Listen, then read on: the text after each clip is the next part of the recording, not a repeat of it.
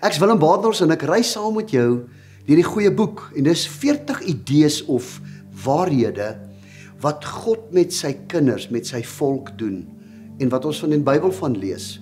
En hierdie week staan ons stil by hoofstuk 10 en die tema van hoofstuk 10 is God kan selfs moeilikhede in jou lewe gebruik. En daar's 'n pragtige hoofstuk wat hierdie hoofstuk baie mooi verwoord en dis in 1 Samuel 17. Nou, wie weet nie van Dawid en Goliat nie?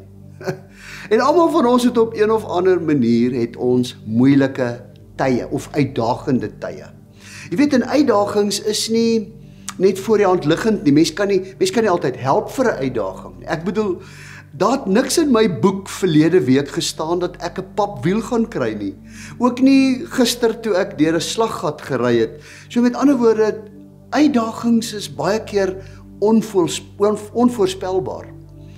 En in die volk se geskiedenis, in die volk Israel se geskiedenis, is hulle in 'n diepe krisis. En die Filistynse regering sê vir hulle, ons wil teen julle veg en ons het hierdie boebaas vegter Goliat. Hy's 3 meter lank, was 'n reus gewees. Net sy harnas was 57 kilogram gewees. So met ander woorde 'n reusagtige man.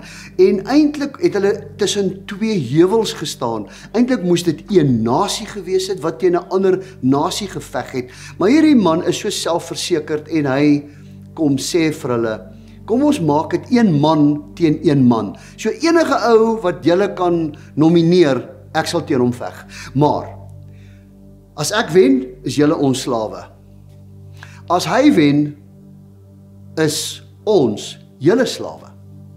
En natuurlik was daar chaos in die Israel kamp, want niemand wou gaan nie. Ek bedoel, wie veg nou teen so 'n persoon?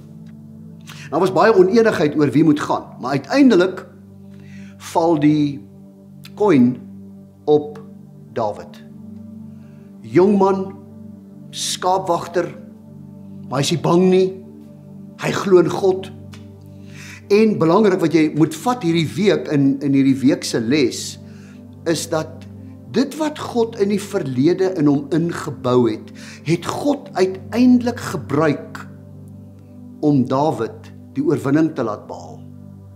Jy sien, God gebruik gewone dinge, gewone mense. God gebruik 'n slingervel. God gebruik klippies, God gebruik visse en God gebruik water en sandale en sand. God gebruik enige iets om uiteindelik sy doel te bereik. Maar Dawid is toe deur die koning aangesê, koning Saul, hoor, jy trek my harnas aan, dat jy minstens lyk soos 'n soldaat. En Dawid het dit net vir so 'n paar ure aangehad en gesê, luister, ek trek hierdie ding uit. Want jy sien Goliat, ek kom nie na jou toe met swaarde en stokke en spiese nie, maar ek kom na jou toe in die naam van die Here. Daar is krag in die naam van God. As jy weer in 'n volgende konfliksituasie ingaan, moenie gaan met swaarde om te sny, met stokke om seer te maak, selfs met 'n spies wat my tong kan wees nie. Nee. Gaan in daardie gevegsaak of konfliksaak in die naam van die Here. Jy sien die oomblik toe die reus val, toe word sy kop afgekap met sy eie swaard. En daardie swaard het Dawid weer gebruik om ander te verslaan in die toekoms. So God gebruik dit wat hy jou leer in die verlede, gebruik hy vir jou toekoms. Ek kon nooit glo en verstaan, hoekom moes ek 'n Afrika taal as kind leer en ek praat dit net soos Afrikaans? Hoekom moes ek dit doen? Vandag kom ek agter, dit wat ek in die verlede gebeur het, hierdie taal het veroorsaak dat ek die evangelie aan menigte mense kon bring. Want jy sien, Dawid het te doen gekry met 'n leeu. Hy het te doen gekry met 'n beer. En hy kon oorwin, want God het hom gehelp. So wat leer ons uit Dawid se verhaal uit? 1, sy vertroue was op God gewees. Hy het besef, as hy 'n leeu kan oorwin, as hy 'n beer kan verslaan, as hy al sy skape in die woestyn terwyl dit warm was en tussen wilde diere kon red, kan hy hierdie Goliat ook verslaan in die naam van die Here. Daar's 'n tweede ding wat ons van Dawid leer. Sy vertroue was in God, maar sy vertroue was ook in homself. Op 'n baie positiewe manier. Want jy sien, hy het besef, okay, ek het daai leeu gebreek, so ek moes iewers krag kry. Ek het die beer oorwin. En daarom het hy vertroue gehad in homself. Maar Dawid was 'n man van balans. Hy het gesê, al my vertroue is in God. Maar God wil my gebruik met die gawes wat hy vir my gegee het en wat hy my geleer het in die verlede. So God wil die gawe wat hy vir jou gegee het, wil hy gebruik.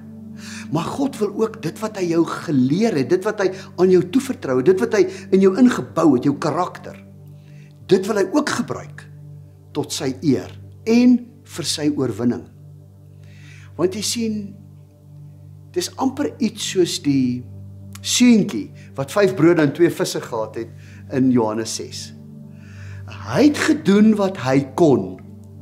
So hy het sy hele lunchbox, sy hele kosblik het hy gegee vir oom Andreas om vir Jesus te gee. Maar Jesus het die wonderwerk gedoen.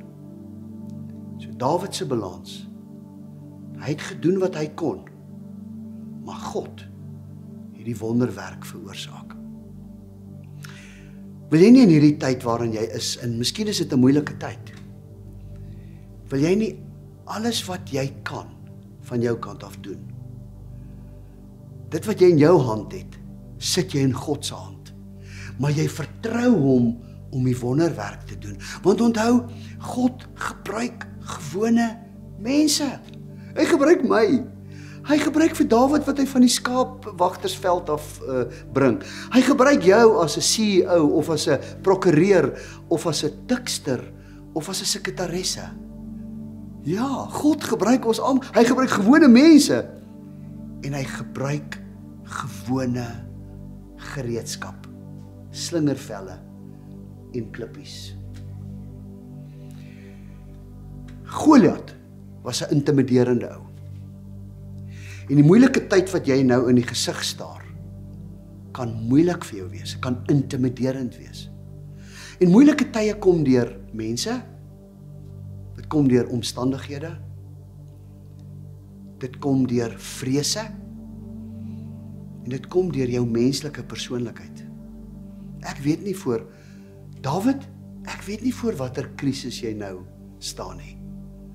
Maar wat ek weet is, as jy in God se teenwoordigheid is, dan gaan God groot oorwinnings bring, wat miskien kom uit groot beproewings.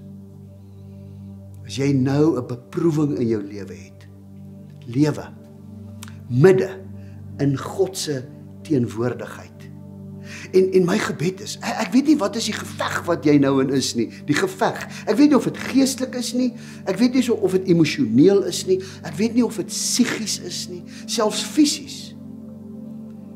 Maar ek gaan in hierdie week saam met jou bid vir 2 goed. Vir 'n goeie uitkoms uit hierdie situasie uit hierdie uitdagende, moeilike situasie. Maar ek gaan ook vir jou bid vir 'n sterk karakter, dat jy uit hierdie beproewing sal groei om vorentoe oorwinnings vir die Here te behaal. God gaan jou help in hierdie tyd.